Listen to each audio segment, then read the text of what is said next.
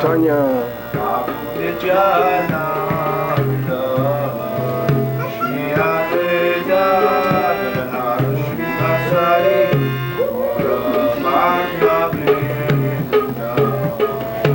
Sri Krishna Chaitanya Prabhu Nityananda Sri Advaita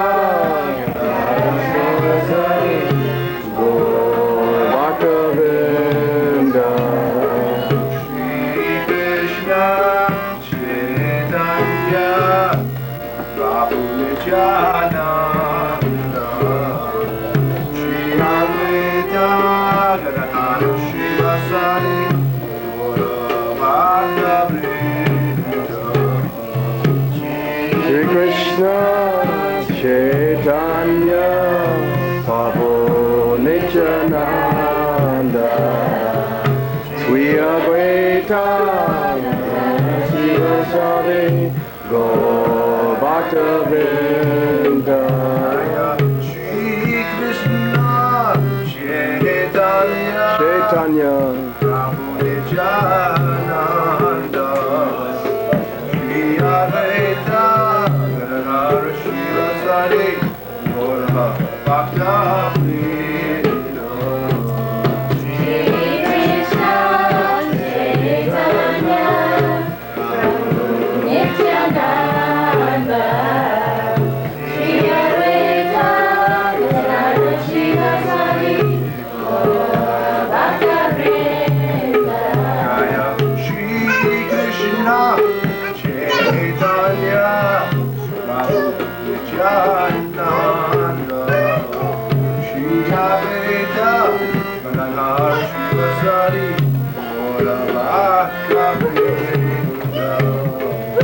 Sri Krishna Chaitanya Prabhu Nityananda Sri Advaita Sivasari Gaur Bhaktavrinda Shri Krishna Chaitanya Prabhu Nityananda Shri Advaita Sivasari Shri Gaura Bhaktavrinda Sri Krishna Chaitanya Prabhu Nityananda Sri Advaita Sivasari Gaur Bhaktavrinda Shri Krishna Chaitanya Prabhu Nityananda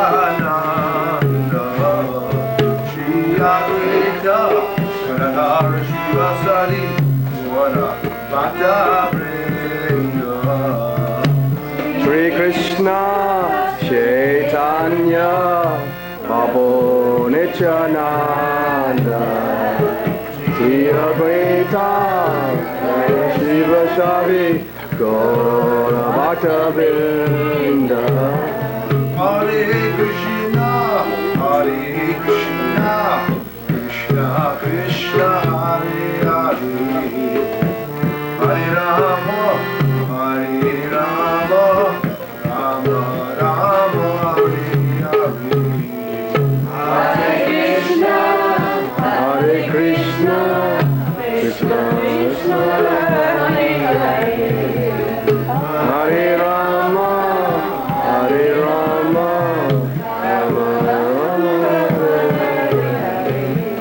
Hare Krishna, Krishna Krishna, Hare Hare, Hare Rama, Rama Rama, Hare Hare. Krishna, Krishna Krishna, Hare Hare, Hare Rama, Hare Rama, Rama Rama, Hare Hare, Hare Krishna, Hare Krishna, Krishna Krishna, Hare Hare, Hare Rama, Hare Rama, Rama Rama, Hare Hare, Hare Krishna, Krishna Krishna, Hare Hare, Hare Rama, Hare Rama, Rama Rama, Hare Hare, Hare Krishna, Hare Krishna, Krishna Krishna, Hare Hare,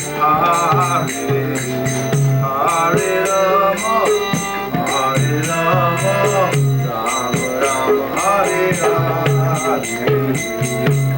Hare Krishna, Hare Krishna, Krishna Krishna,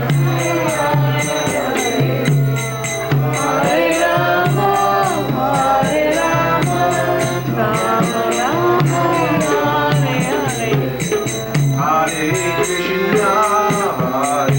Hare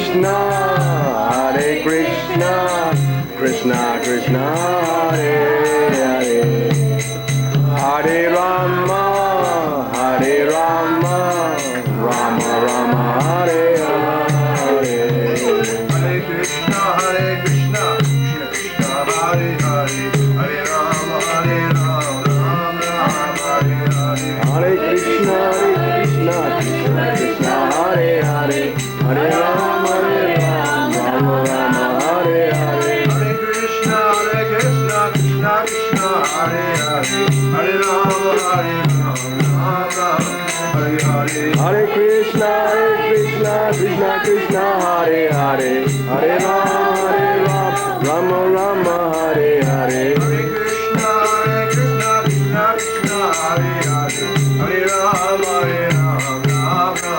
Hare Hare, Hare Krishna, Krishna Krishna, Hare Hare, Hare Rama, Rama Rama, Hare Hare, Hare Krishna, Krishna Krishna, Hare Hare, Hare Rama, Rama Hare Hare, Hare Krishna, Krishna Krishna, Hare Hare, Hare Rama, Rama Rama, Hare Hare, Hare Krishna, Krishna, Hare Rama, Jai, Hare Krishna, Krishna Krishna, Hare Hare, Hare Rama, Rama Rama, Hare Hare, Hare Krishna, Krishna Krishna, Hare Hare, Hare Rama, Rama Rama, Hare Hare, Hare Krishna, Krishna Krishna, Hare Hare,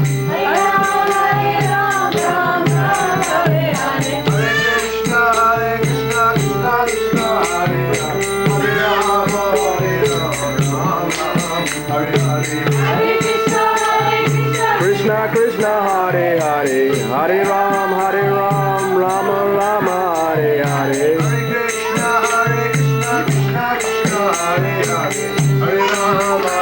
Hare Rama, Hare Hare, Hare Krishna, Krishna Hare Hare, Hare Ram, Rama Rama, Hare Hare, Hare Krishna, Krishna Krishna, Hare Hare, Hare Ram, Hare Hare, Hare Krishna, Krishna Krishna, Hare Hare, Hare Ram, Rama Rama, Hare Hare, Hare Krishna, Krishna, Hare Ram, Hare Krishna, Krishna Krishna, Hare Hare, Hare Ram, Rama Rama, Hare Hare, Hare Krishna,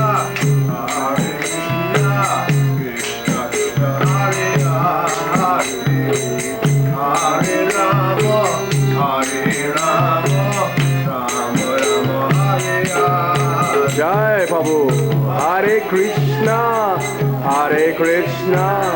Krishna Krishna Hare Hare, Hare Rama, Hare Rama, Rama Rama Hare Hare.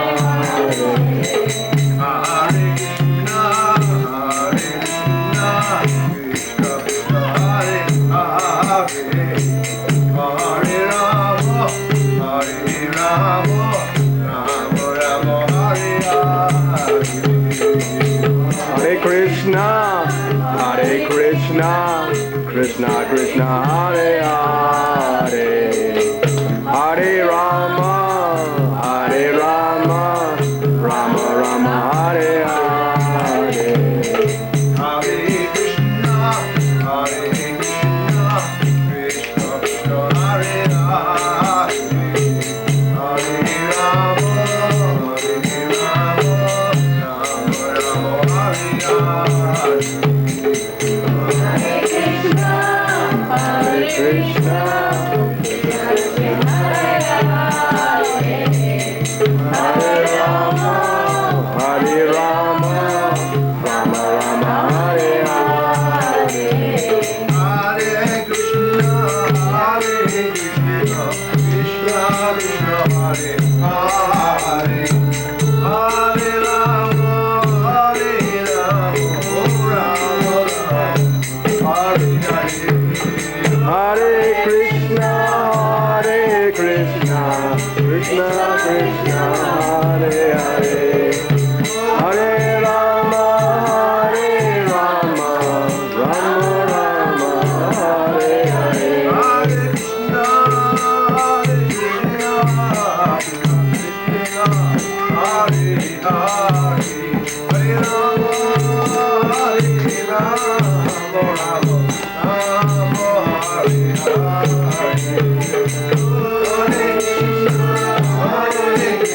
Hare, Hare Rama, Rama Hare Krishna, Krishna Krishna Hare Hare, Hare Rama, Rama Rama Hare Hare.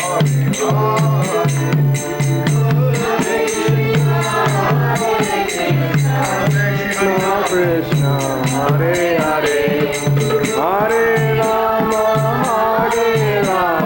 Rama Rama Hare Hare. Hare Krishna, Krishna Krishna Hare Hare, Hare Rama, Rama Rama Hare Hare. Jai, Hare Krishna, Krishna Krishna Hare Hare, Hare Rama, Rama Rama Hare Hare. Hare Krishna, Krishna Krishna Hare Hare, Hare Rama, Rama Rama Hare Hare. Hare Krishna, Krishna Krishna Hare Hare, Hare Rama, Rama Rama Hare Hare. Hare Krishna,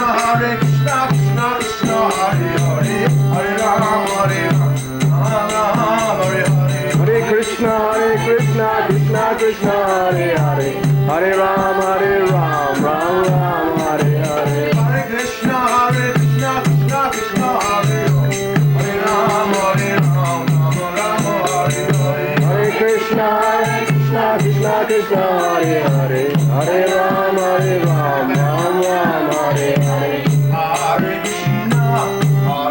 Krishna, Krishna Krishna Hare Hare, Hare Ram, Ram Ram Hare Hare. Hare Krishna, Krishna Krishna Hare Hare, Hare Rama, Rama Rama Hare Hare. Hare Krishna, Krishna Hare Hare, Hare Rama, Rama Rama Hare Hare. Chaitanya, Nityananda,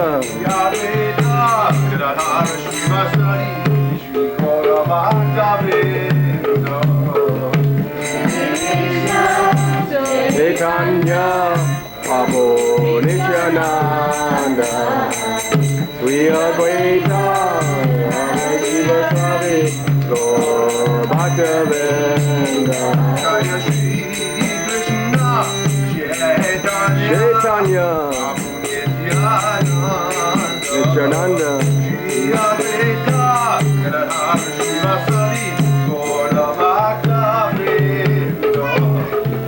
Hare Krishna, Chaitanya, Prabhu Nityananda, we are Gaita, Shiva Swavi, Gaur Bhaktivinoda.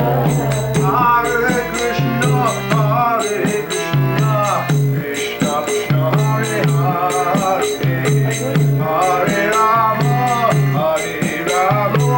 Rama Rama, Hare Hare.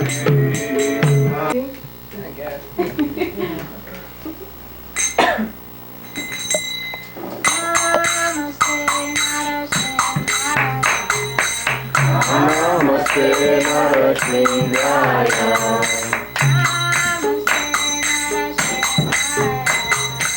Namaste Narasingaya,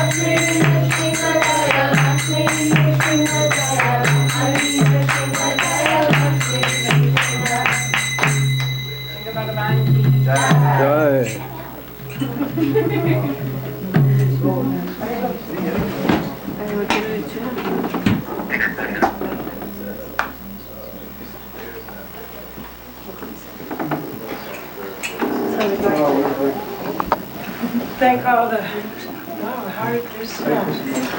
We're so glad to see everyone. In the Shastras it says there's actually an offense not to be happy when you see a Vaishnava. Did everybody know that? That in the Shastras it is actually an offense not to be happy when you see a Vaishnava.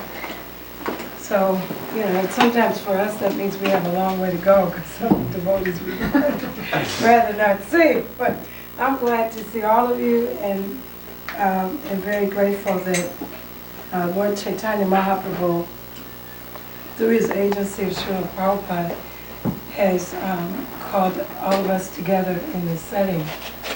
And I was praying to the Lord about what class to give today, because generally we've been following a certain sequence in the Bhagavad Gita. But it felt like today was supposed to be a little different. And I got on the computer just about an hour ago to do a service for Piyush and Mother Lalita. And a devotee had sent me an email. And then I said, oh, that's it. That's what Krishna wants us to have class in today. So we'll be reading from the Bhagavatam, 7th canto, 15th chapter. I have we'd just like to welcome Piyush and Lalita. Hare Krishna. Where's Mother Lalita? She's in the kitchen. No, She's here. Lalita, stick your head around. Okay, we've had the honored privilege of being able to serve these two wonderful devotees this past 3 days. They are getting married. Everybody say in June, I think, right? Yeah. And so they wanted to come to have some premarital counseling, which is very intelligent. Actually, Srila Prabhupada said that at one point that he didn't want devotees to get married unless they had sufficient counseling first. And so that proved to be a very powerful instruction that after many years we've learned how, or at least a beginning, how to implement it. So we'd like to offer congratulations to Lalita Devi and Piyush.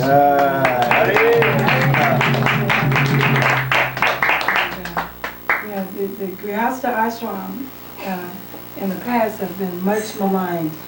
And now, by the grace of Srila Prabhupada, we're coming to appreciate just how important this ashram is in terms of our children, our life, the continuation of this movement.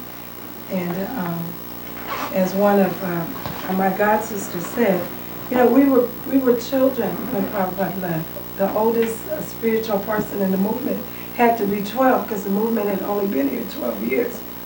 So you had 12 and 13-year-olds running a movement. And so we've learned a lot, we've matured a lot, and we've come to appreciate a little more what this Krishna consciousness is. So hopefully today's class will be some reflection on that. We'd also like to appreciate some Pati and Sita. Janaki. Okay. Janaki, Sita. Okay. Who were recently initiated by His Holiness Bhakti Mark Swami. It is very, very beautiful to when a soul is welcomed back into the Godhead. Prabhupada built a house that everyone can live in peacefully. So every day, more and more people are entering this house. And that's what's so wonderful about it. And our service, one of our main service is number one, make sure we're in it and make sure we stay in it, but also make sure that we make devotees comfortable to stay in Prabhupada's house. That's our main service. Okay. Jaya Radha Madhava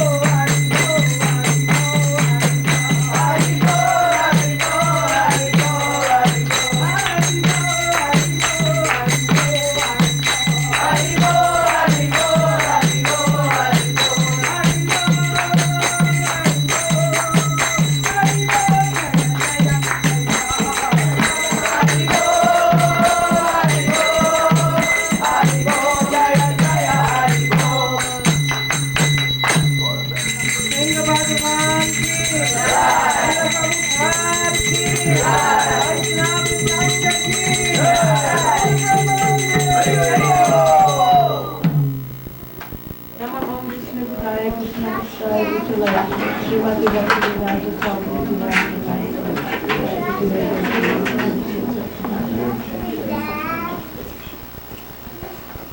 we sing the Jai Radhamat songs, who would like to share what we're actually singing?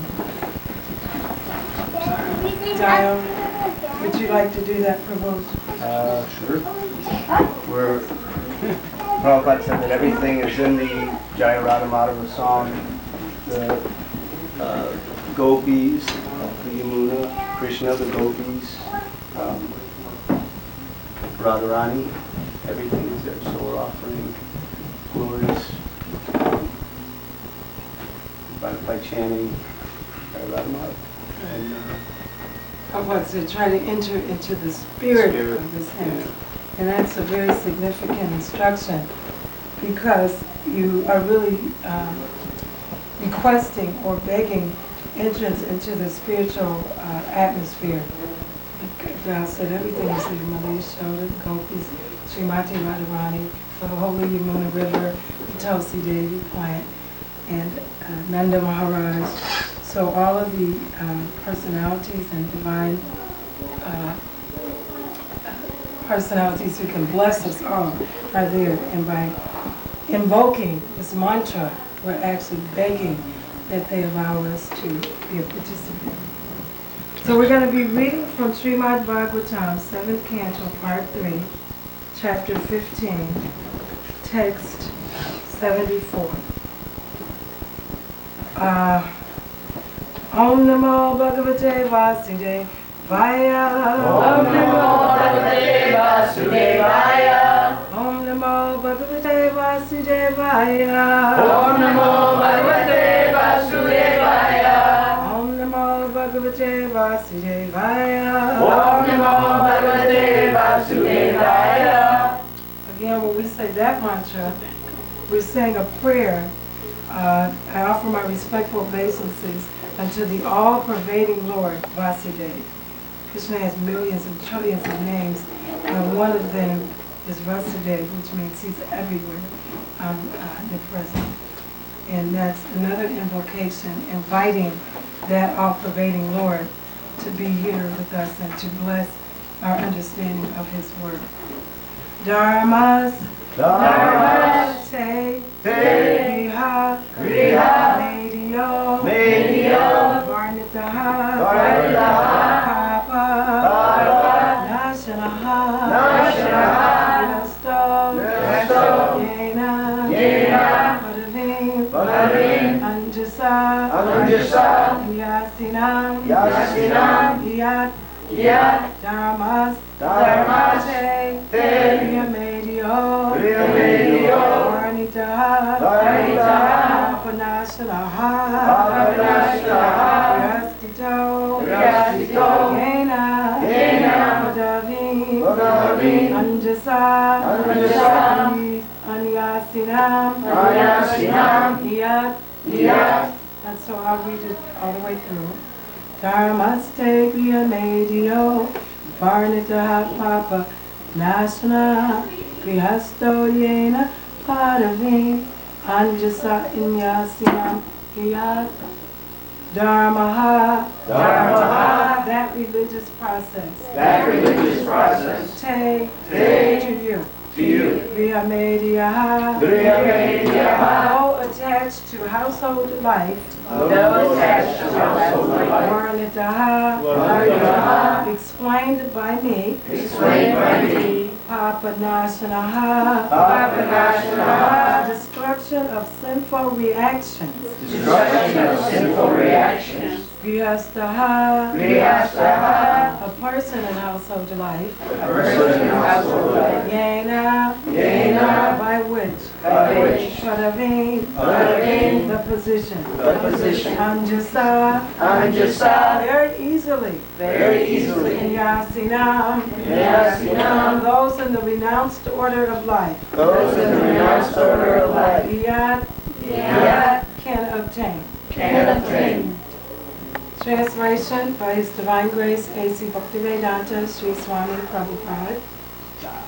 The process of chanting the holy name of the Lord is so powerful that by this chanting, even householders, grahastas, can very easily gain the ultimate result achieved by persons in the renounced order. Maharaj Yudhishthira, I have now explained to you that process of religion. So translation, please repeat. The process of chanting the holy name of the Lord. The process of chanting the holy name of the Lord Is so powerful. is so powerful That by this chanting, that by this chanting, even householders, even householders, grahastas, grahastas can very easily can very easily gain the ultimate result gain the ultimate result achieved by persons in the renounced order. Achieved by persons of the renounced order. Maharaj Yudhishthira, Maharaj Yudhishthira, I have now explained to you I have now explained to you that process of religion. That process of religion. Purport. This is a confirmation of the Krishna consciousness movement. Anyone who takes part in this movement, regardless of what he is, can gain the topmost result achieved by a perfect sannyasi, namely Brahma Jnana, or spiritual knowledge. Even more important, he can advance in devotional service. Maharaj Yudhishthira thought that because he was a grahasta, there was no hope of his being liberated. And therefore, he asked Narada Muni, citing a practical example from his own life, And therefore he asked Narada Muni how he could get out of material entanglement. But Narada Muni, citing a practical example from his own life, established that by associating with devotees and chanting the Hare Krishna mantra, any man in any condition of life can achieve the highest perfection without a doubt. Om Anjana Timirandasya Jananjana Shalakasya Chakshuran Militam Yena Tasmai Shri Guruve Namah Sri Chaitanya Manobhistam Stapitam Yena Bhutale Swayam Rupakadamayam Dadati Swapadantikam. Hey Krishna Karuna Sindho Dinabandho Jagatpate Gopesha Gopika Kanta Radha Kanta Namostute Tapta Kanchana Karanji Radhe Vrindavaneshwari Vishavanu Sute Devi Pranamami Hari Priye Vanchakalpatarubhyascha Vivasindhirayascha Patitanam Pavadebhyo Vaishnavyo Namo Namaha. Jai Shri Krishna Chaitanya Prabhu Nityananda Sri Advaita Sri Radha Srivasa Gaura Bhaktivinoda. Hare Krishna Krishna Krishna Hare Hare, Hare Rama Rama Rama Hare Hare, Hare Krishna Krishna Krishna Hare Hare, Hare Rama Rama Rama Hare Hare, Hare Krishna Krishna Krishna Hare Hare, Hare Rama Rama Hare Hare. So this is a very relevant class, because how many of us in this room are householders? Raise your hand. All right, let's see all those hands. What was the question? How many of us are householders in the room? Every hand. And those that are not would like to be. So this is a very relevant class, because we need to understand the process of Krishna consciousness. And as I said before we began the class, in the beginning, a lot of the devotees didn't really appreciate the Grihastha ashram as far as its ability to cause spiritual progress. And we heard so many expressions about being in the dark well of household life and so forth and so on. And now we come to understand in this text that householders can receive the highest result just because of the mercy of the holy name. And in the Sri Sri Shastakam prayers, Lord Chaitanya declares Your holy name alone can render all benediction. All benediction. That means that every desirable benediction that can be rendered just by chanting the holy name of God. Harinama, Harinama, Harinama. Eva Keva Loka, Lo Nasteva, Nasteva, Nasteva, Katu, Anyata. So in the Kali Yuga, there's actually no other way to attain the perfection of spiritual life other than chanting. There's really no other way to attain any other perfection in Kali Yuga except by chanting the holy name. And this is a great, great mercy that Lord Krishna has given us because he's invested all his potencies in his name. So anybody chanting his name can become totally purified. And what is the point of life? Anyway, who knows? What's the point? I mean, why are we born? To serve Krishna. To serve Krishna. And how many of us really know that in the material world? Even though we may say it and we may know it theoretically, it's very difficult to realize. But by the grace of the Lord, just by chanting his name, particularly in association with the devotees, we can understand the highest perfection. We can attain pure, unadulterated love. This is very, very important instruction because a lot of times we think, oh, you know, I have this responsibility as a householder. I have to take care of this baby. I have to change this diaper. I have to go to work so many hours.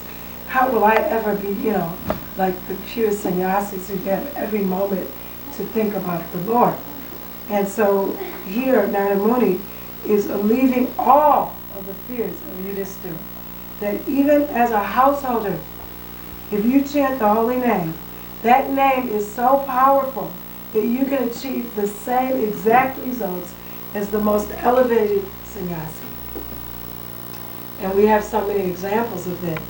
In fact, Srila Bhaktivinoda Thakur is one of our acharyas, one of our most saintly acharyas. He had 14 children, and he was also a magistrate. And he had, of course, this great wife, and her name was Bhagavati Devi. And together, they raised all their children. Almost every one of them was purely Krishna conscious. You know, a few kind of went a little impersonal, but for the most part.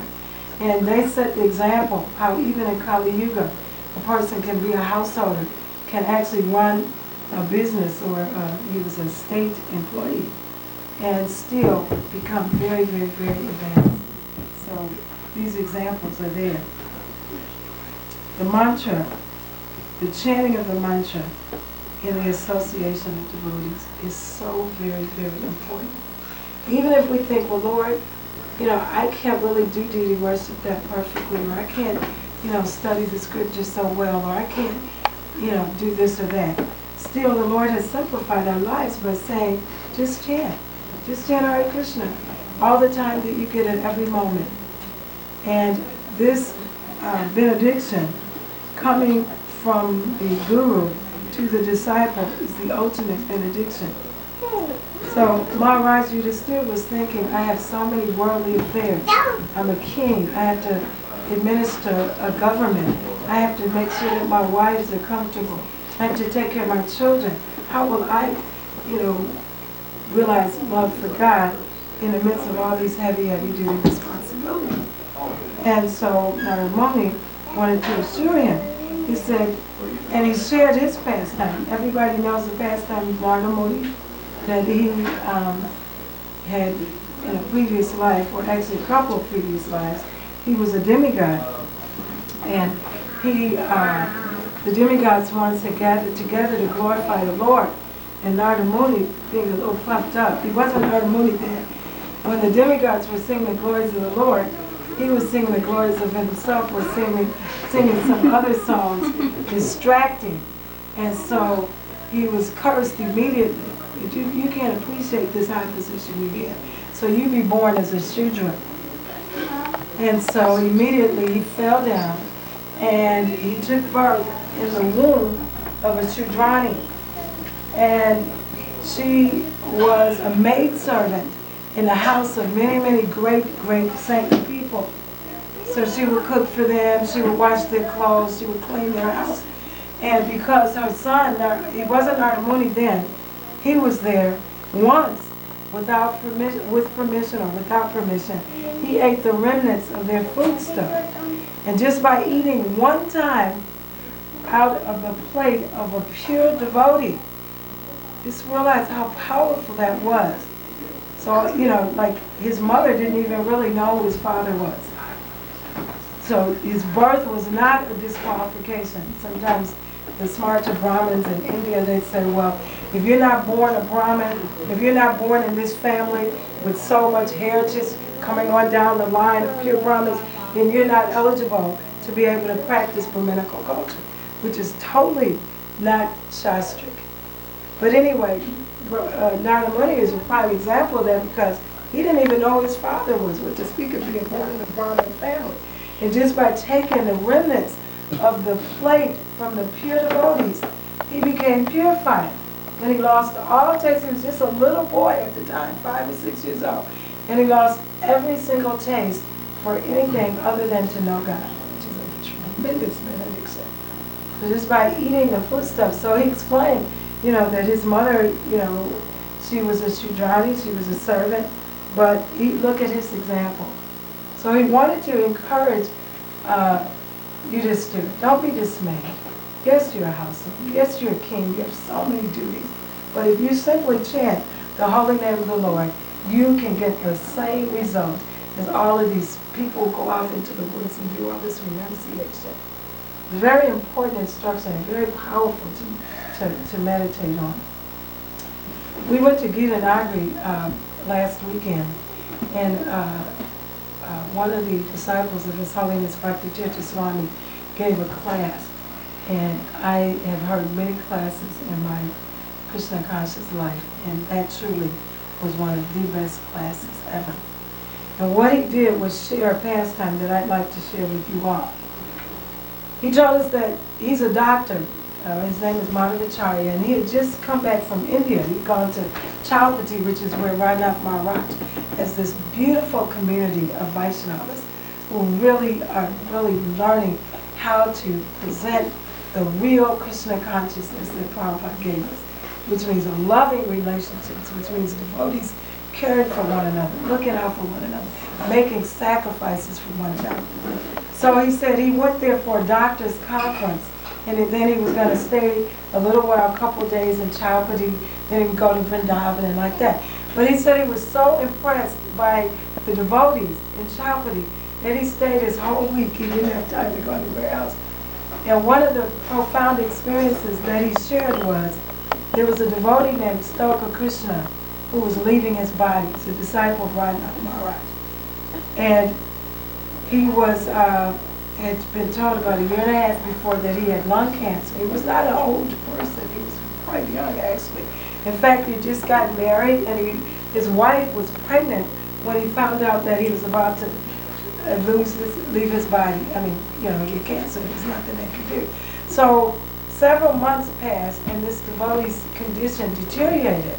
So finally, he had about a week to live, and they brought him to the temple so that the devotees could care for him. And Madhavacharya said the thing that struck him the most was that he's been a doctor a long time, and he's seen people that were bedridden. And this devotee had been bedridden. He was paralyzed from the waist down. But he didn't have one single bed sore, anything hinting at a bed sore, even though for months he had been unable to move, because the devotees were so conscientiously turning him over, bathing him, rubbing his body with lotion and oil, and just brushing his hair and brushing his teeth and just taking care of him. So Madhavacharya was called in because he was a doctor, and he examined this devotee 1 week before he left his body. And so he said his blood pressure was very, very high, and he couldn't talk. He was semi-conscious. So he sent for Radhanath Maharaj because he wanted him to know that his time is almost finished. He's about to leave. So Radhanath Maharaj came, and he picked up his disciple's hand.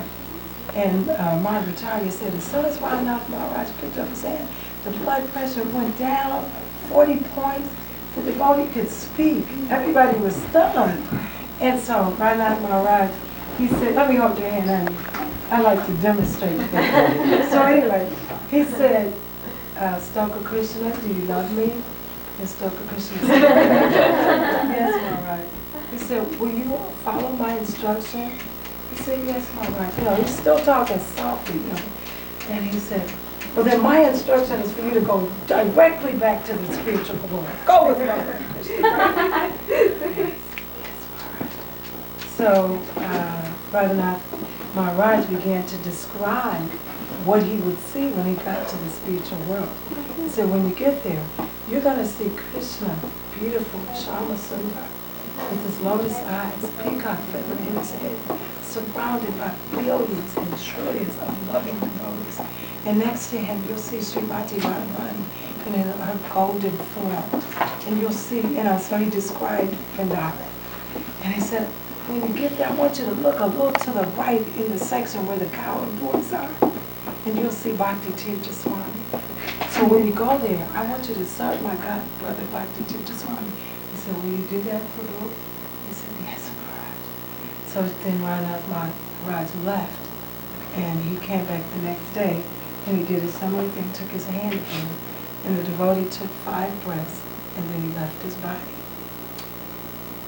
So Madhavacharya was like, and there were some devotees from Vrindavan that just happened to be traveling through Chaupati with all this Vrindavan paraphernalia. They had garlands and tulsi leaves and, you know, Yamuna water. And so, of course, they, you know, decorated the Stoker Krishna's body with tulsi leaves and his mouth with the garland from the deities. So Madhavacharya said, how is it that I have been fortunate to witness 2 perfect deaths? Because he had seen Bhakti Tirtha Swami's death, which was the ultimate way to leave your body. And then he saw this devotee, and he said he became very inquisitive. What was special? I know about Bhakti Tirtha Swami. He's a world preacher, sacrifices his whole life. Okay, I can understand that. But what was special about this devotee? So he began to do some inquiries. He asked many devotees in the temple, well, this Stoker Krishna, what did he do? You know, was he an extraordinary book distributor? Was he a preacher? Was he, you know, this fantastic pujari? I said, no. He was not extraordinary in any of those ways. He didn't have anything really outstanding. In fact, he had served Radhanath Maharaj, and he kept making mistakes in the service and always had to be chastised. And so Madhavacharya asked Radhanath Maharaj, he said, well, Maharaj, you tell me. He said, yeah, I chastised him, but my heart wasn't in it. Because the devotee was so humble, you could tell he didn't want to make mistakes. He was just kind of a simple devotee. He wasn't a scholarly person or anything. So, but Madhavacharya said 3 things stood out when he heard about this devotee. That the devotee had complete and utter faith in Radhanath Maharaj. What happened? He had faith in his guru. That the devotee was always serving the Vaishnavas. That was his modus operandi. How can I serve you? What can I do? Let me do this, let me do that. And that the devotee was non-envious. Just those 3 things. So Madhavacharya said, again, he went back to Radhanath Maharaj. He said, Maharaj, you know, I've run a little survey and I found out that your devotee, Stoker Krishna, the reason why he was able to have such an exemplary life, he wasn't this extraordinary devotee. He was a grahasta, had a child in a way. He made a lot of mistakes in his service to his guru. And Maharaj said, yes. He said, but those 3 qualities that you mentioned, that you found, are all that you need to have firm faith in your guru and Krishna, to serve the Vaishnavas without duplicity, and to be non-envious. You know, in the Bhagavad Gita, Krishna says, Arjuna, I am sharing this confidential secret of Bhagavad Gita because you're non-envious.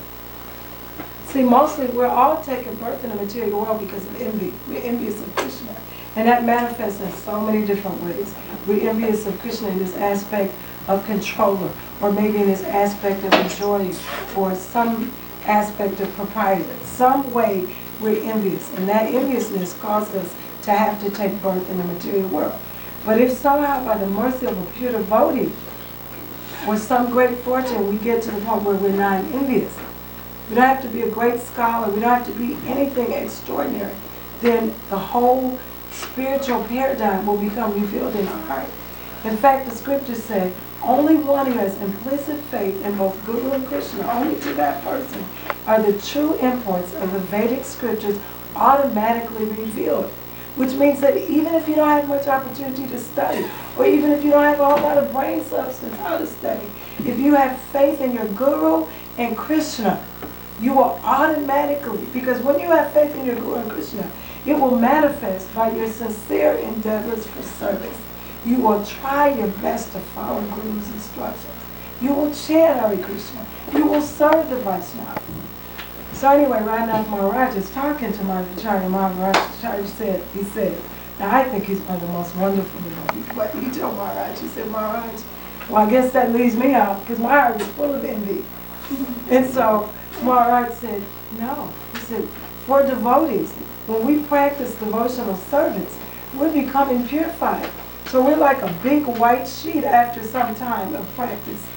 And then one little dot on that white sheet looks to us like a big deal. And that's good. I mean, with us, we should always think, oh, I'm not qualified, I'm not fit. You know, everybody's doing better service than me. That is really the true mentality of a real Vaishnava.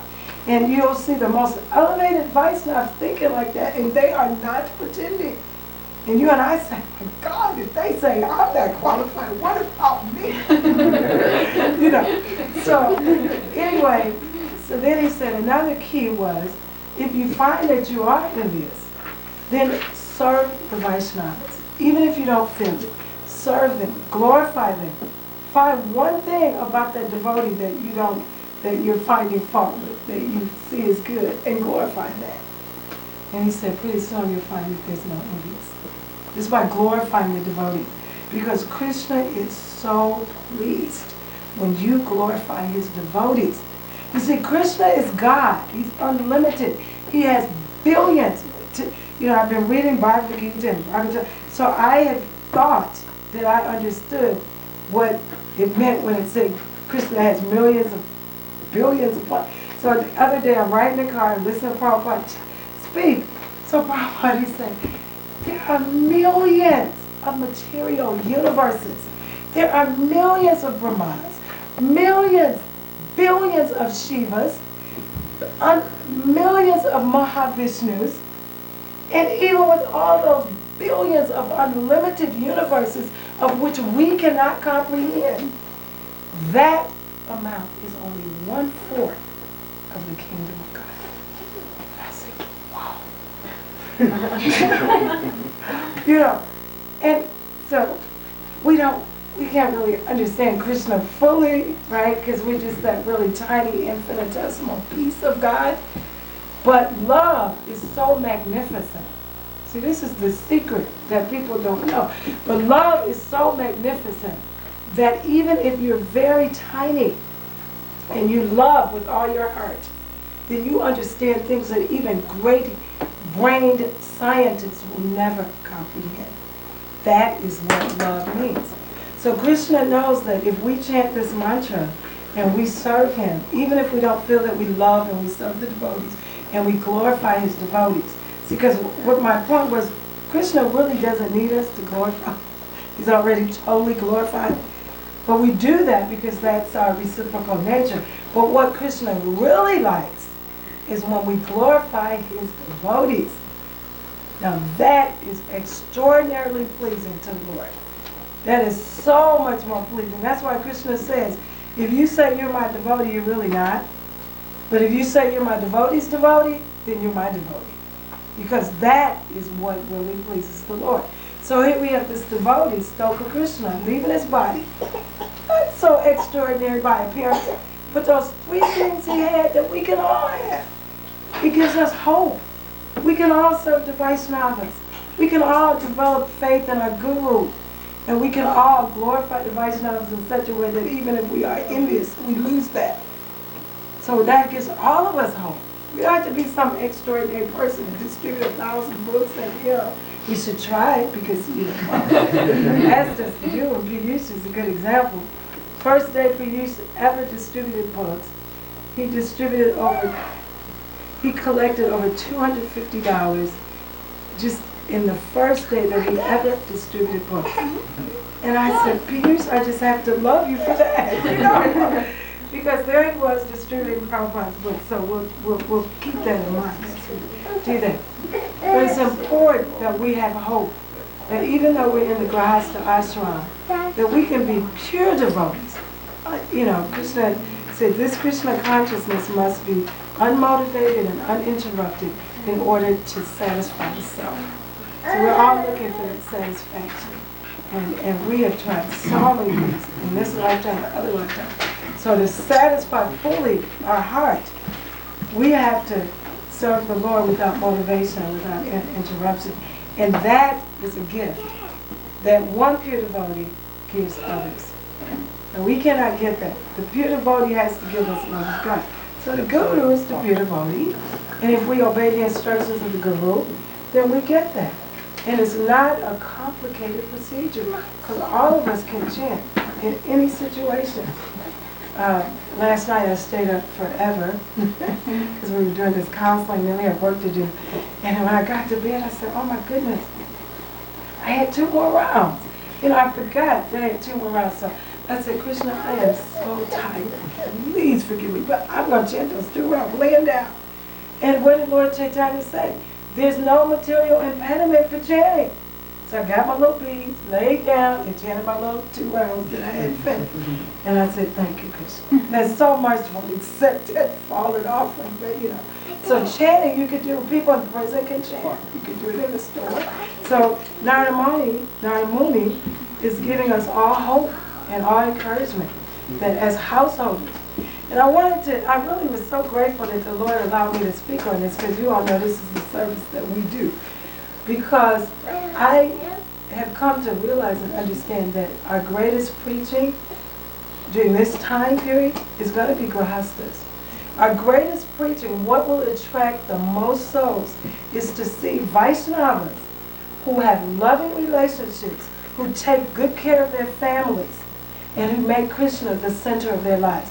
There is going to be no greater preaching than that. Because you understand, most people are in family life.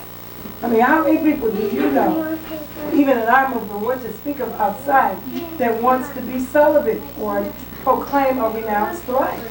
Hardly any. In fact, sannyas is actually forbidden in Kali Yuga. Prabhupada only did that as a special kind of preaching arrangement.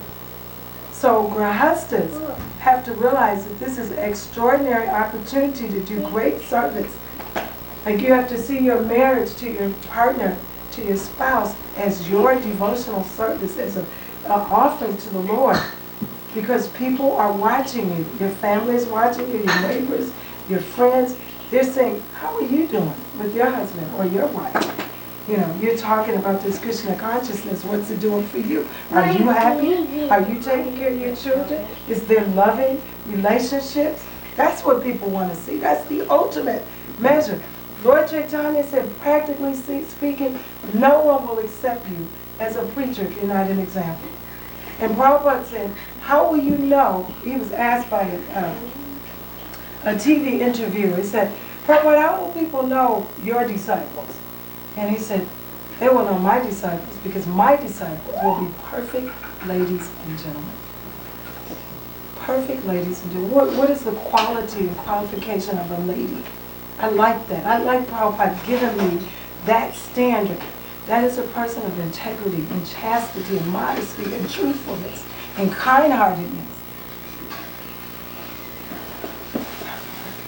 So this is our challenge as Grahastas. And one of the things that we can do is to support one another. Get together sometimes and talk about the pitfalls and the problems. Be honest, like, I'm having this struggle, I'm having this difficulty. What would you suggest? Or do you know, what did you do when you ran up against this obstacle? So,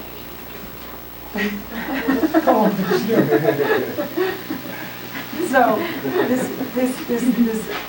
we need to understand that in the Varnashram system, before social, thank you, Guruji. We need to understand that in the Varnashram system, the 4 social orders and the 4 spiritual orders, Brahmacharya, Grahasta. Grahasta is an advancement. See, we don't think like this all the time. your brahmachari, then you advance by the blessing of your guru to the grahastha ashram. And ashram means a place for spiritual growth. So in a household life, husband and wife work together and help each other grow. We're not judgmental, we don't condemn, we help each other grow. And that is the perfect place also to demonstrate. Every day we're chanting Hare Krishna, Krishna Krishna, Hare Hare. Now what's that prayer? Oh Lord, oh energy of the Lord, please engage me in your service.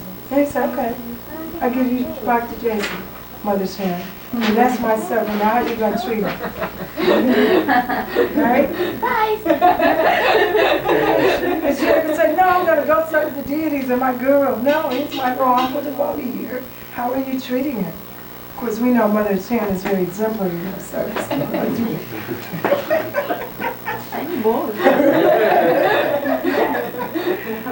So, but really, charity begins at home and spreads abroad. We ought to really examine how are we treating one another in our households, because that is what Krishna is really looking at. Not how we're treating all the external. We should look at how we're treating everybody, but that's a very, very important point. Manmana bhavamad bhaktam majaji mam namaskaru mam evaishasi yuktvavam atmanam matparayana. Krishna says in the 9th chapter of Bhagavad Gita, engage your mind in always thinking of me. Become my devotee. Worship me. Being completely absorbed in me in this way, surely you will come to me. And I just want each of you to know that in the Grahastha ashram, you can actually become completely absorbed in Krishna. You can learn that everything you do, instead of you saying, this is my baby, this is Krishna's baby, and I have to take care of this baby on behalf of Krishna. This is Krishna's house, and I have to make this house accessible for worship and glorification. Devotees can come here and feel comfortable and get prasad. Do you know, as householders, we are enjoying that every time we sit down and eat a meal, we're supposed to go out that door, this is scripture, and say, is anybody hungry? Is anybody hungry? Is anybody hungry? And we're supposed to say, well, come on in, take prasada. So we're not quite there yet.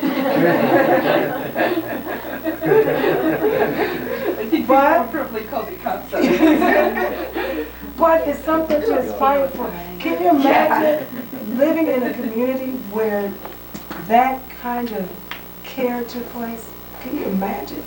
So we have a ways to go, but we have to figure out how, even in small ways, we can begin to do that.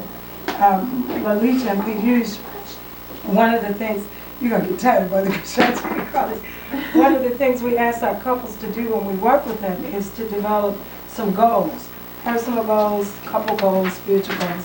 So one of the goals that they developed, can I share? Go on, Mother Krishna, you already doing it. Is that they want to have prasadam in the refrigerator all the time so that any devotee who comes by can get a meal. Isn't that beautiful? And they're going to announce it. They're not going to just secretly have this. They're going to tell the community of devotees that if you ever come to our house, you will always be able to get prasadam. Any time of the day or night. Be there on Thursday. So I was so happy because you know what? That's one way of beginning the process. We can't go to the front door and say, is anybody hungry? But we can have food, and if someone comes and they're hungry, we can serve. So it's so many nice things. One final thing, and then I'm going to be quiet. One of the reasons why I know that there's so much incumbent on the Grahastha ashram is because if you study the scriptures, Grahasthas actually have to carry the responsibility for all the other 3 ashrams. You all know that, right? We have to take care of the brahmacharis, the sannyasis, and the vanaprasthas, and our families and elders and all that. That's heavy duty. But guess what? If we actually begin to develop a desire to do that, we're not able to do it now, but just even to desire it. Because a lot of people used to say, Mother Krishna, the scripture said we should give 50% of our income, so I can barely take it. But I said, Prabhu, at least you could get the desire. to follow that instruction. You can say, Krishna, please bless me so that I can give 50% of my income to maintain your mission. You can desire it. Everything is based on desire. We're all in the bodies we're in right now because of our desires. So if we get a real desire that we really want to perform that instruction and take care, have the kind of wealth or opulence or whatever to take care of it, Krishna will fulfill desires. That's a righteous desire. And I'll finally conclude with this. In the Bhagavad Gita at the end, after Sanjaya has heard this conversation and is here standing on the end, he's heard the Supreme Lord speak to Arjuna. And he's just so overwhelmed. And he said, I can declare emphatically that wherever there's Krishna and wherever there is Arjuna, there will certainly be, he didn't say maybe, perhaps, he said certainly be victory, opulence, extraordinary power, and morality. Now I really want all of you all to know that that wasn't just something 5,000 years ago. Absolute truth is here today, tomorrow, and forever. Wherever there is Krishna, and wherever there's a sincere devotee of Krishna, we have to start claiming victory, opulence, extraordinary power, and morality. That's a birthright that we have as children of Krishna. Yeah. Chaitanya. So any questions or comments, please? Thank you. Mother Tanya? I think what's interesting about the Grihastha life is that we are out in the community and we work, and maybe we do charity work, or we just work to make money, and that's the perfect place to be exemplary of what a devotee is. People are always interested, like say somebody brings in cookies or donuts one morning and you say, oh, I can't eat those, and they say, well, why? And you say, and you get the conversation about vegetarianism going, and a lot of times people will ask, well, is that for health reasons or religious? And I'll say religious, and then they ask, well, what are you? And then you get this whole conversation going, and people are always interested. They want to know what we're all about and what our philosophy is, and the more you talk about it and show what a devotee should be every day, when you don't engage, in nonsense, or I remember one day, one of the coworkers, was using pretty foul language, and I said, I really don't appreciate that. And she looked at me like, well, why? And I said, I really try not to, talk like that. It's not very becoming of anybody, and so now I notice that she makes an effort not to talk like that, and so I think, being in the workplace as a Grihastha, we can preach even in very subtle ways. Anyone else?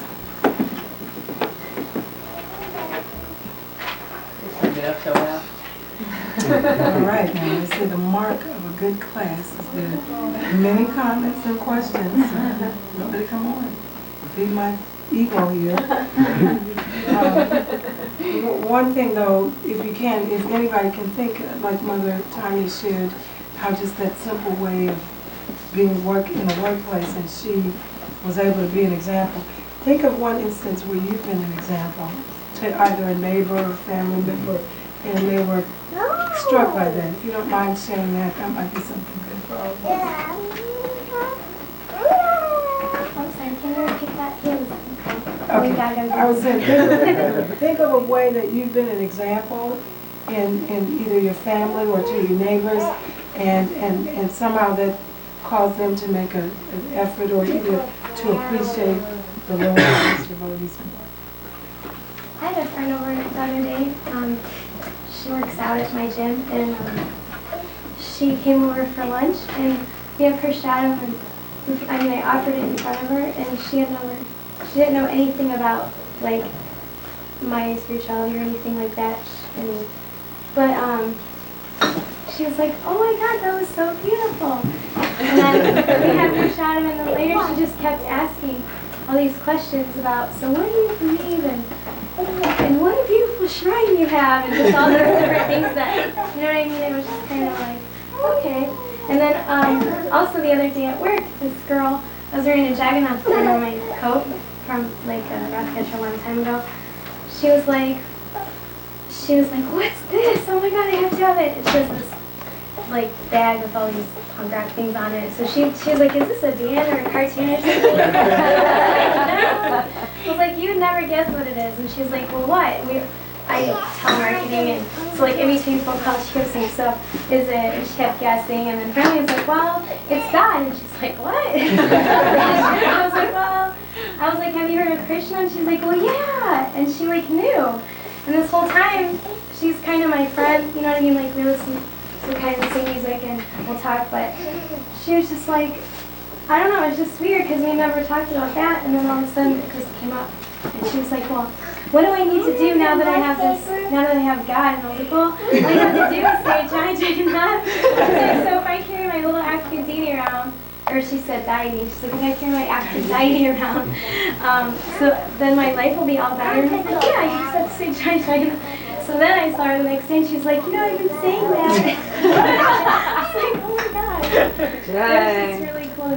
That was like 2 days in a row. Yeah, say that and then Friday. Jai Jagannath. Jai Jagannath. Anybody else like to say something? I have similar experiences at work. Krishna's on my desk. Dr. Mara's picture is there. All the important members of the family are there, and people will. They've gotten used to the idea that they can't just hand me a plate of food. Yeah. Now, in fact, some of them are going like, well, there's no eggs in this. They're actually making an effort now that they know to hand me something. But one thing occurred, the company I work for has been bought out and is being taken over, so we had some of the executives from that company come by, and of course I made no effort to change anything on my desk. They were curious about, you know, what is this? And I just explained it to them very briefly because I was given 5 minutes to tell them what my job is. But when they left, my coworkers who were sitting around me was like, yeah, we're so proud of you. Why? I said, because you constantly, like, they came up to you, our current bosses, and said, you've got like 2 minutes to prepare a 5-minute spiel for these people who are coming through. And they said, you didn't know that this was going to happen, and you were just so calm about it. And you know, we see you handling these things every day, and there's just people come to you and ask you questions because they know that they're going to get the right answer. They know that you're not going to get upset about it. And they were tears. It's like, well, how do you do that? I said, it's not about me. I'm not the one who's doing it. I'm not the one who has the answers. So there's only one place I can get those answers. And it was very comforting, though, to know that, you know, they had not made any of this dialogue with me before. I mean, they just watched me every day, like, you know, we're just constantly alert. So it was very interesting that they were now standing up and giving me their observations of what was going on. That they saw this every day, and I could only think, you know, this is all Krishna's arrangement. And, that calmness comes from relying on Krishna. Thank you for sharing that. Yeah. Someone else share something, please.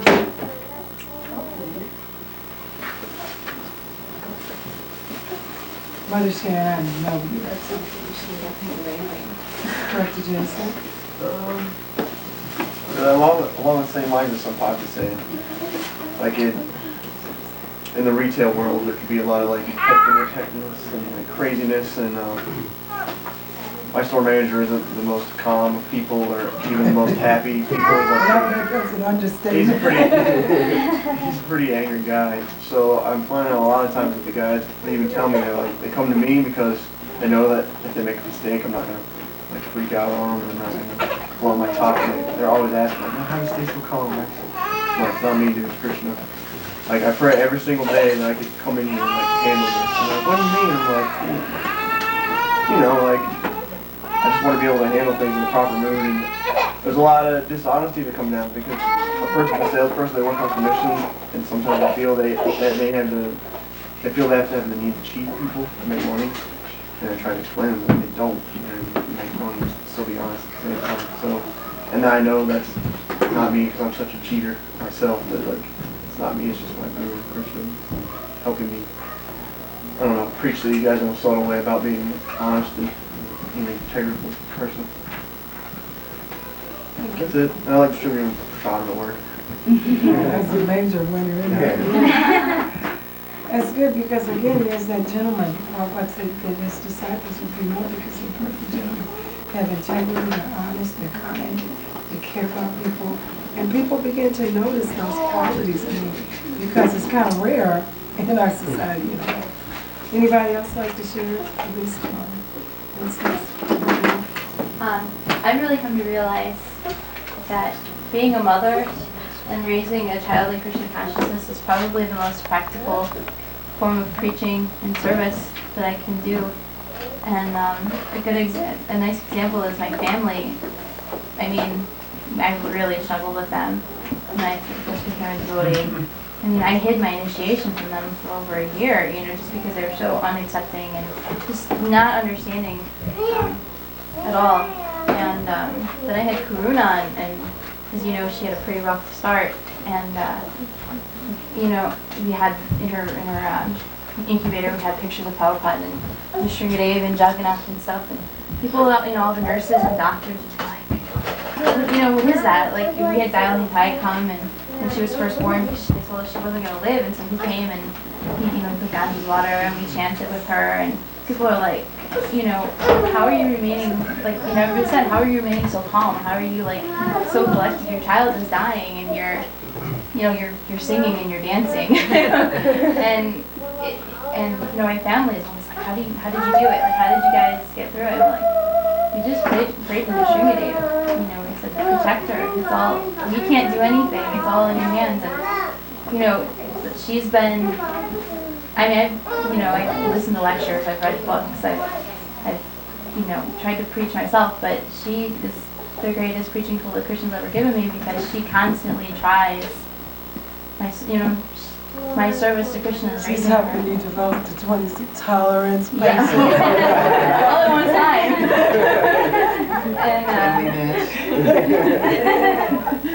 And you know, my family has really, really come to be, I mean, they're so attracted to Krishna through her. They totally did like the way. Wow. I mean, through my daughter alone, you know, and then just the fact that, you know, they're Karuna Sindhu, you know. Yeah. You know, it's Chanting that name all the time.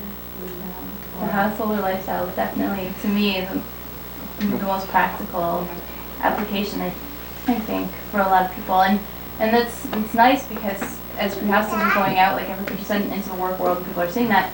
And, you know, because a lot of people that think of Hare Krishnas, they think of monks, and, you know, living these really austere lifestyles. And they see that it can be practically applied to anybody, no matter where you are in life. That, you know, Joe Schmo there in the office in his suit and tie, you know, with his tilak tie pin, that they, you know, anybody. So it's a really practical application of everything about that taught us. That's right.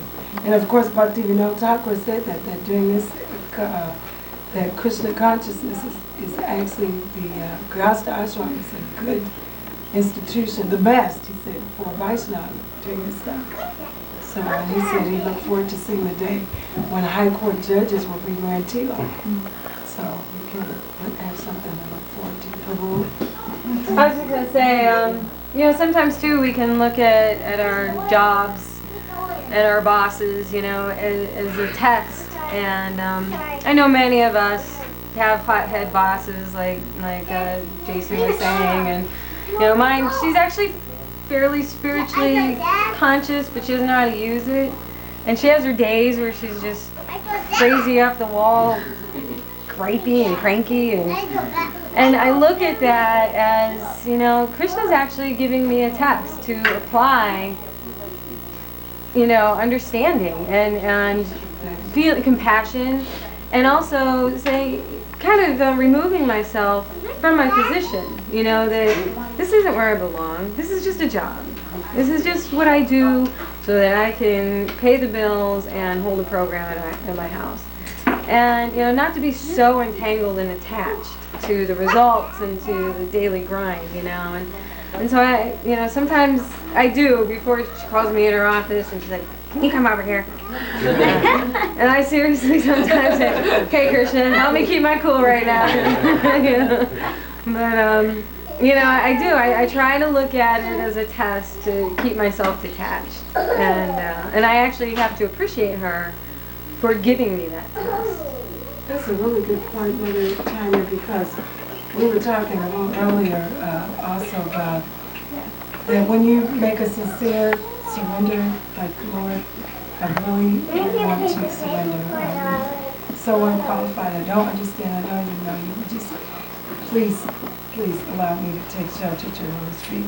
And when you do that in earnestness and sincerity, Krishna then develops a plan for you that's tailor-made just for you. It's very unique. Whatever you need to grow, he puts it in there.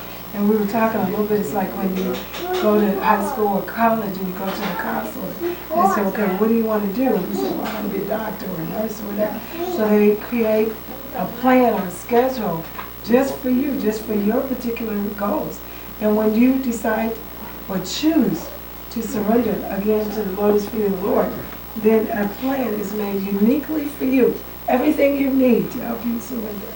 And a lot of times that's not the easy things.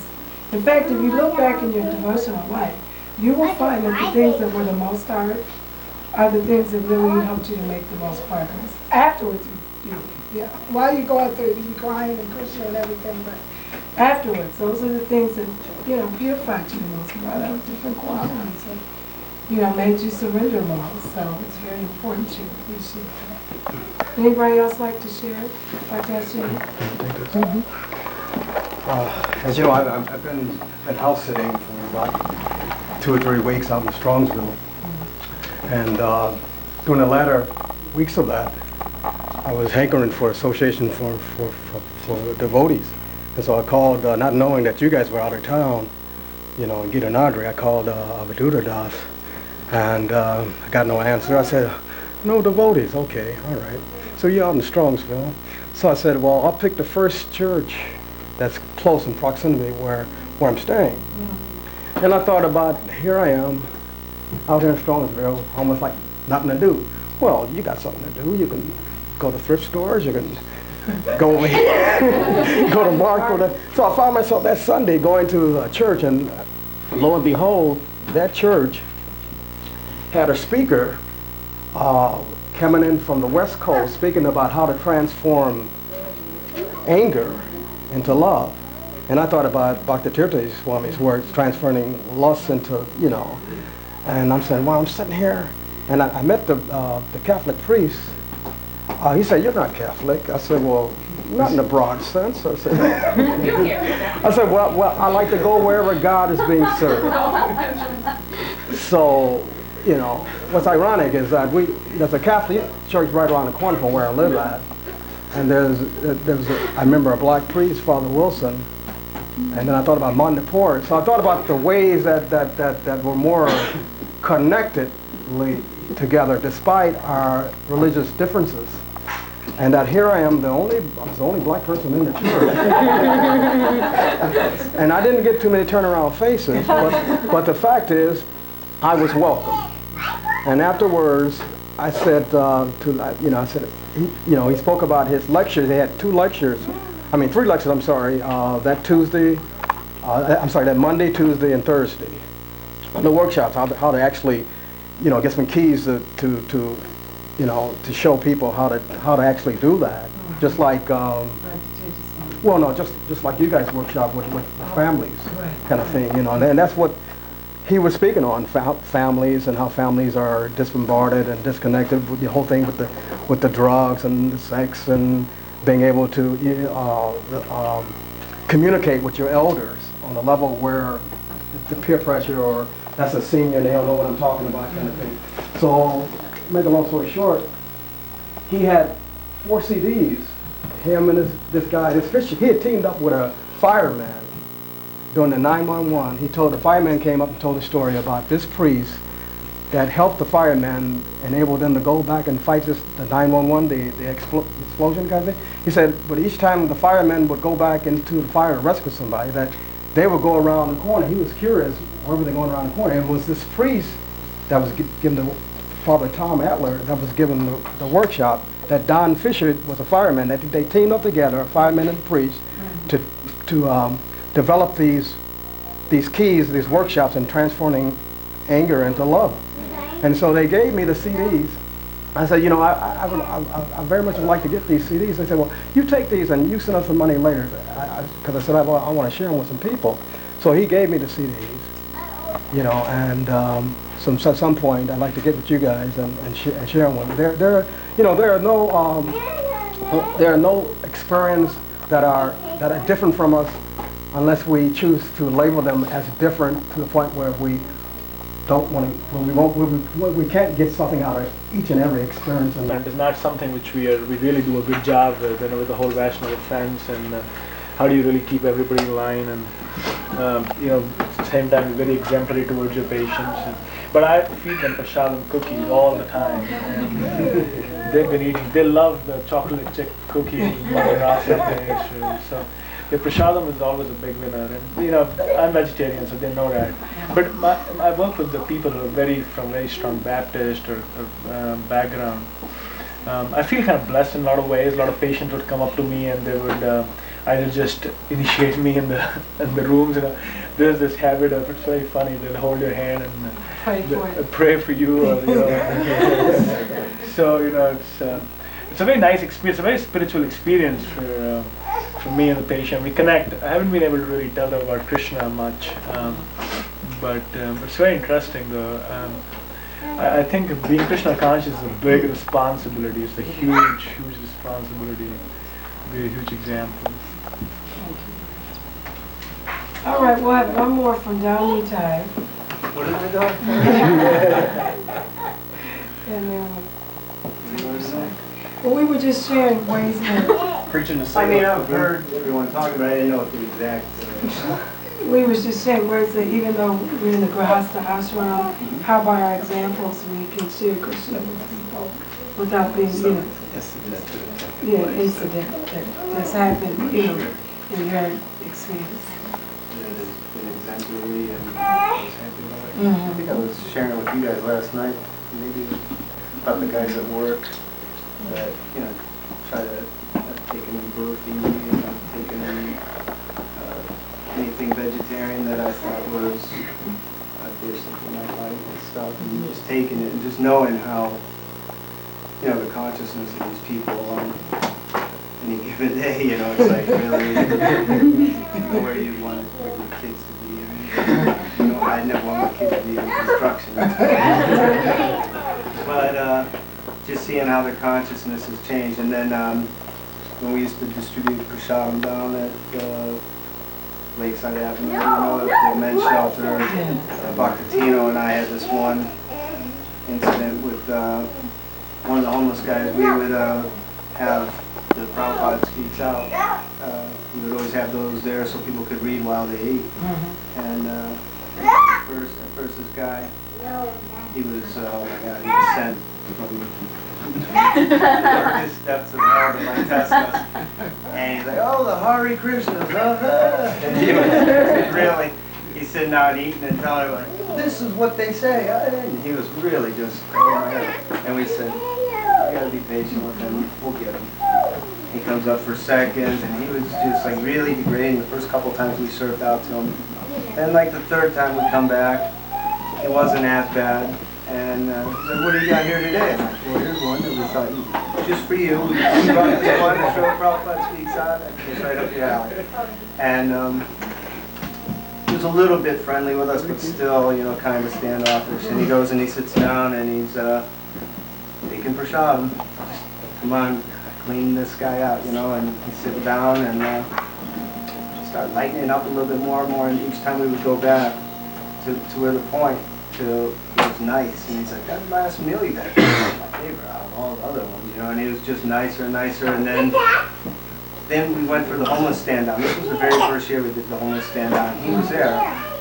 And he finally came up and he's like, I never did tell you guys what my name was. I'm Jim.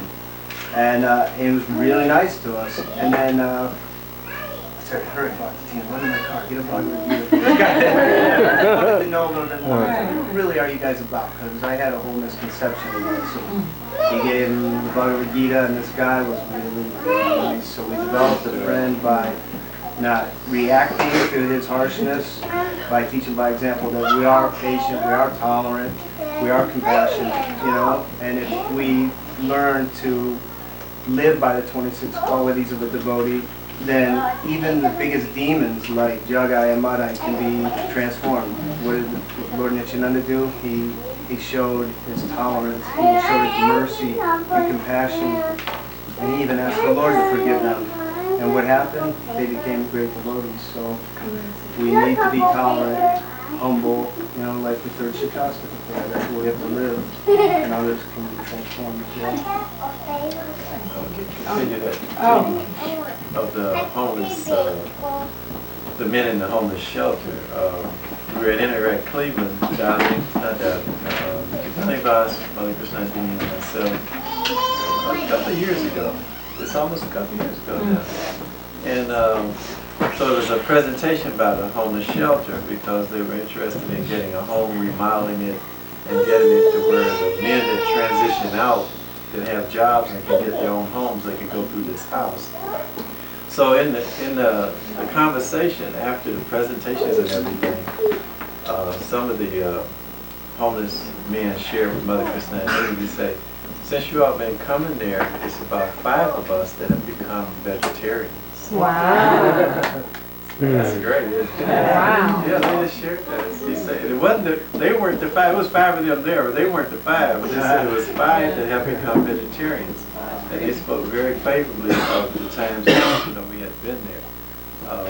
Currently, we're working with the homeless shelter, and they have a pilot project to where they're matching people from the community with one of the men who are getting ready to make a transition to be in his own home. So Mother Krishnadini and I matched with one of the gentlemen about three, almost 4 months now. So it's only about 5 they've matched. And the last meeting they were talking about how to expand that, but not right away so much, but they want to expand that to where there are more people, regardless of what communities they come from, that are willing to match with the men, just so they have a contact in the community and it help ease their transition with someone to talk with. Quite a lot of them have come out of jail to come through the homeless shelter. So it's a lot to learn about. And a lot of them have jobs, but yet they're homeless. And that was something interesting to learn. So keep praying for that one. Okay, thank you all very much. And I would really suggest that devotees would get together and share more of how you're going out into the larger community, how you've had opportunities or challenges in being a Vaishnava, because it's, you know, we can all learn from it. So thank you very much. I'll say Srila Prabhupada ki Jai, Vaishnava Sangha ki Jai, Gauda Premanande. Ma Om Vishnu Padaya, Vishnu Padaya,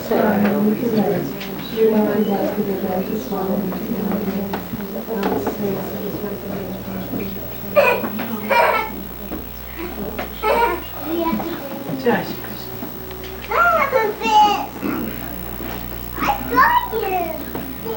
So, you know what, devotees, if you all would be kind enough, while we're serving plates, why don't all the devotees just tell your name and one or two things.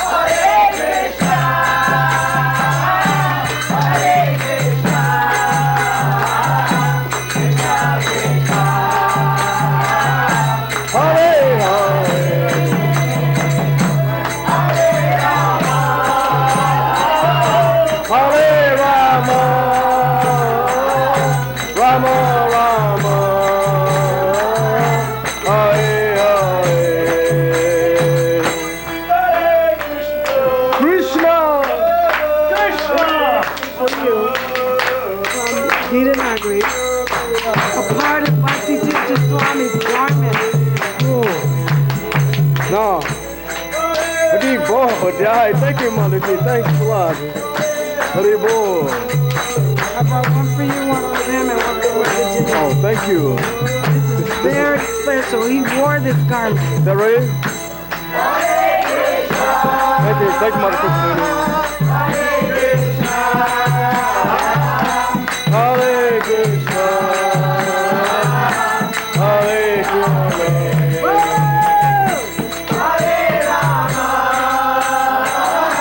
Hare Rama,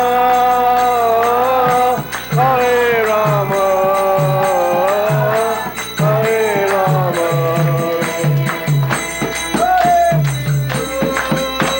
Really enjoyed meeting Ghanshyam. I never met any of the kids before. Hari made breakfast for us this morning, and thank you, Hari.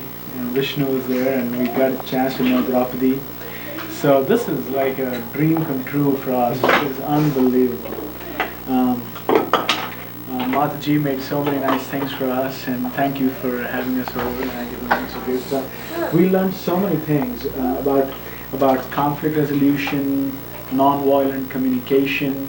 I think those are the skills each and every devotee should learn. It doesn't matter whether you're married or not married. I feel such an important part of such a life skill. So communication, conflict resolution, how to listen, how to talk, how to really move forward in a devotional life, how to do budget planning for grihasthas, how to plan everything from parenting to budget planning. There's so many different sessions. I'm truly fortunate to be here. Now the job is on us. We had to go back and practice all of that, so we put that in action, and we had a chance to write a mission statement. We had a chance to actually talk about some of the things we were dealing with, and we were not really open to talk. And I really feel that Mother Krishna Nandini is doing the most amazing service for all the devotees. So Mataji, your service is glorious. Haribo! Haribo!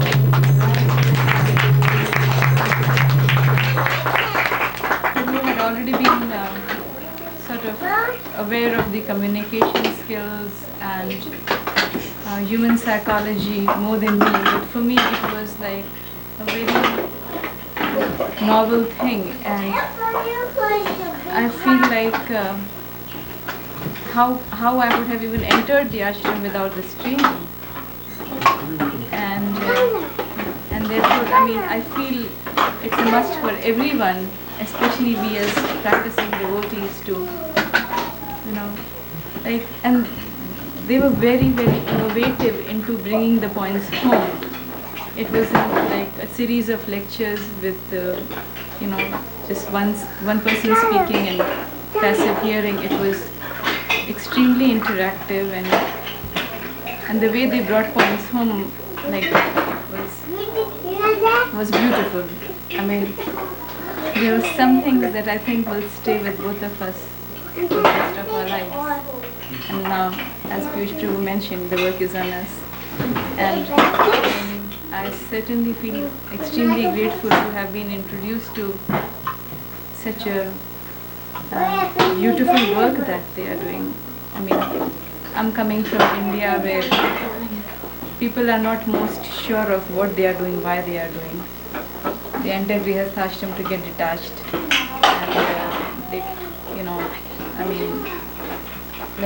there is a complete misunderstanding of the purpose, and I felt my definitions were cleared, and I was given tools to understand things better. And I'm extremely grateful to them to even have met them. As individuals, they are great persons and great devotees.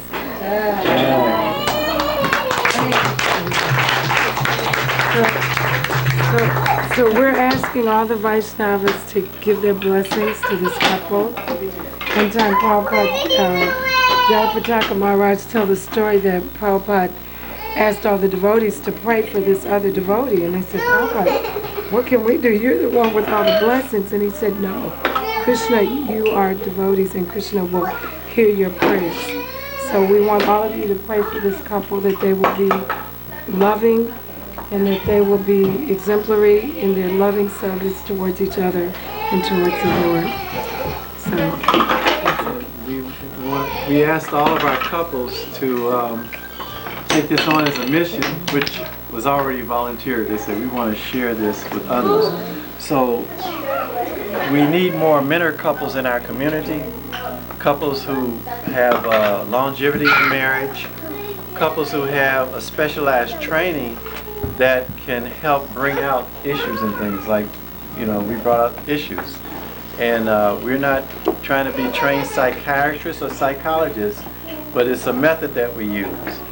And this method, we want it to go all over the country and all over the world.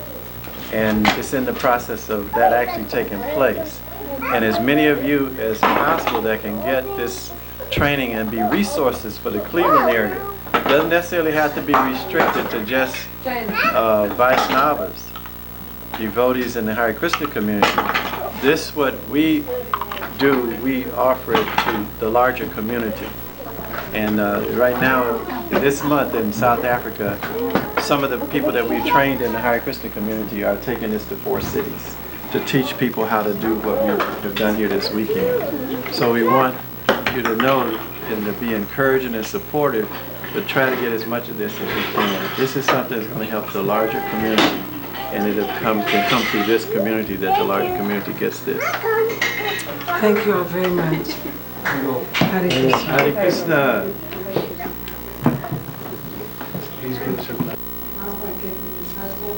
My elder brother, Dr. Tika Swami, he's sanctioned it, and we've just been going back. Dr. Tika Swami is blessed to lead that he airport for the installation of the license. And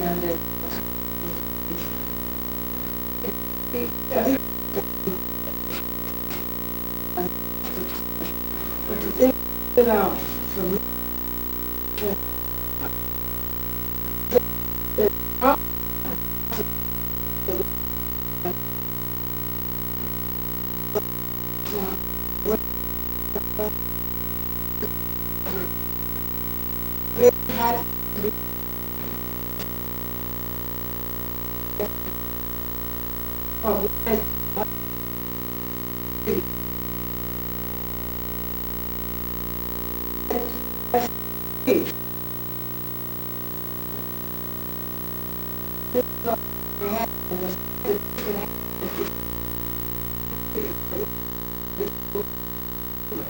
that this indicates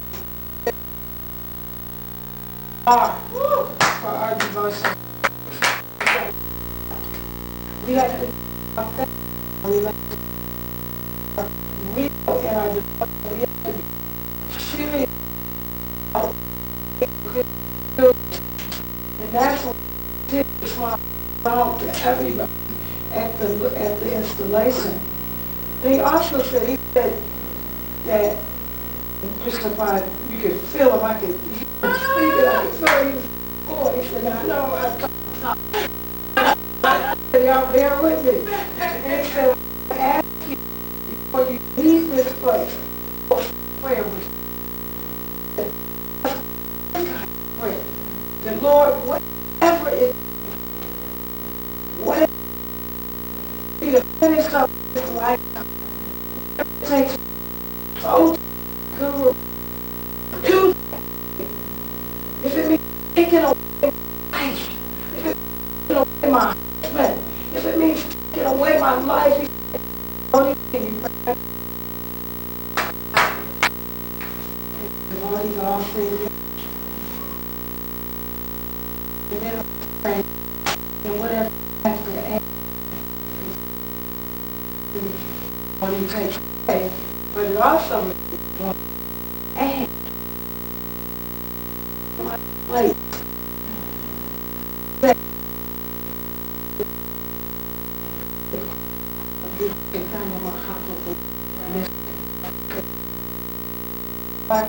Just want the worldwide.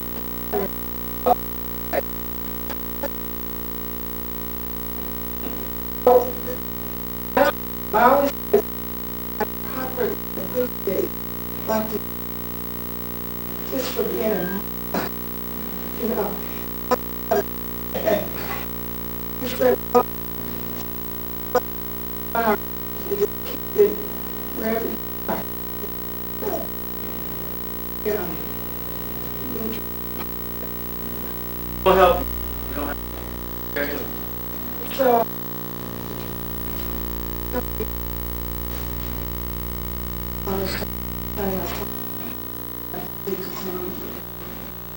but, you know, I'm just wondering if we could. Sing it.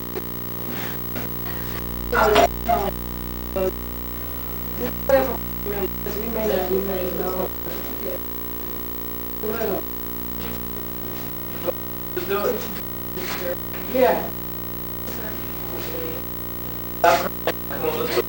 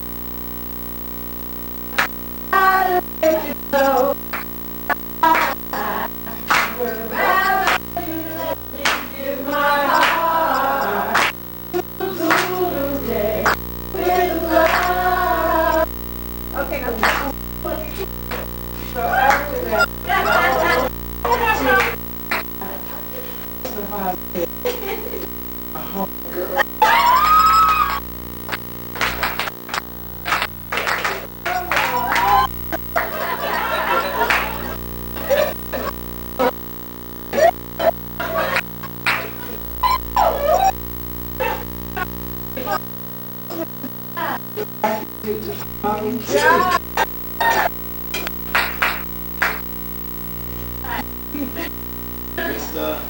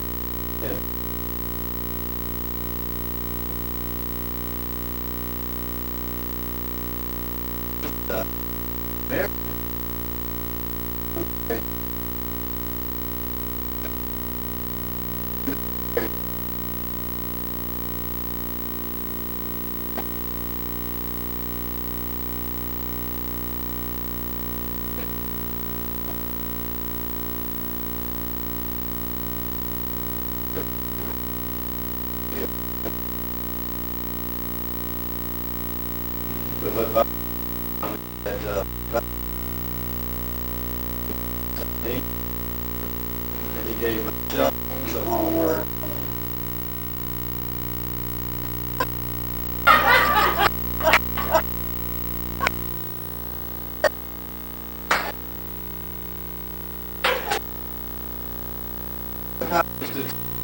He gave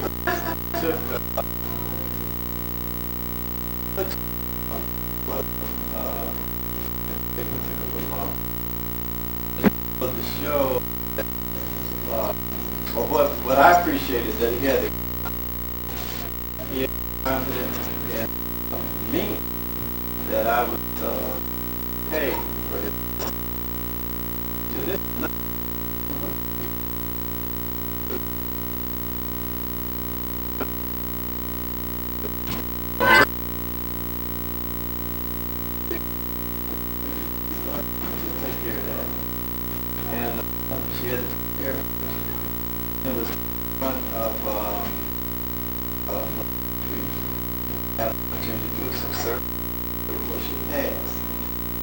The story was years later, I was with my son, Nigel, who's a degree in now.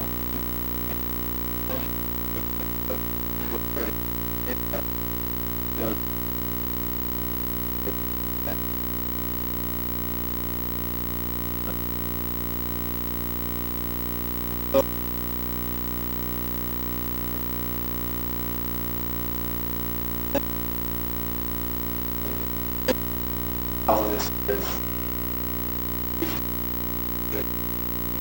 a lot of people thought you were just going to be very well.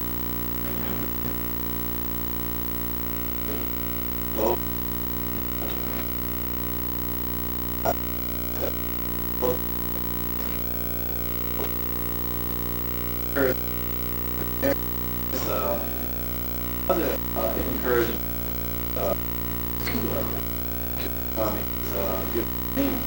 not only has me with other Christian beings, he's trusted me with the community thoroughly, and I do hope I'm not